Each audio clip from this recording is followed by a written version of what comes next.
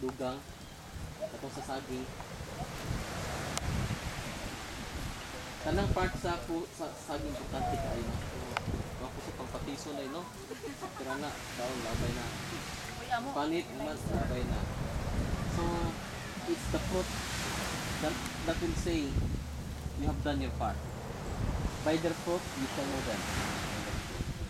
So it's not about us. Kung ako manggaling ko ang puso pag umandi okay raw taog kung kanang kadaba pero binangay o kundan ilabay man ang mapakis no. Pero whatever is it, it's not about me but it's about what I have done that count most.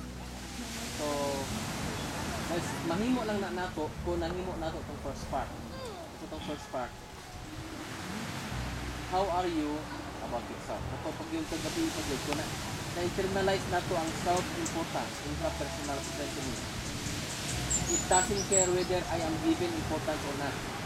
It's about how I give importance to myself. Ako isa ma-upset ang kagabi.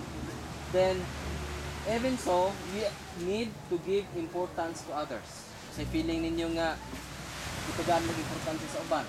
It is, diba, lamig yung pamati. So, kung lami na ninyo yung buhato, nindot kayo na siya ninyo madawat, so do it to others. Kung ikaw po ang nagsulat ato, lami niyang paminsar nga imot kong isulat, di ba lami po yung bation?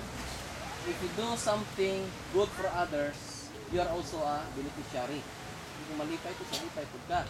Pero di siya malipay, okay po, okay, may buhat, malag misunderstood. Anyway, that is very important. How are we dealing with others? And most of all, we are doing something for the fruit.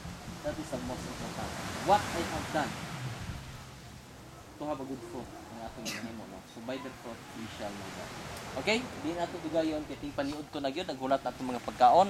After this, relax ta, paabot lang tag diri ta magtigo mo niya diha na pud ta mag-ground. Hanapit ang landong ko diri. So mag-ground taon niya, pagtapok-tapok na lang mo by group para dili na mag-receive niya. So mag-ground ta pero magdugol ang mga by group, no? And yeah, let us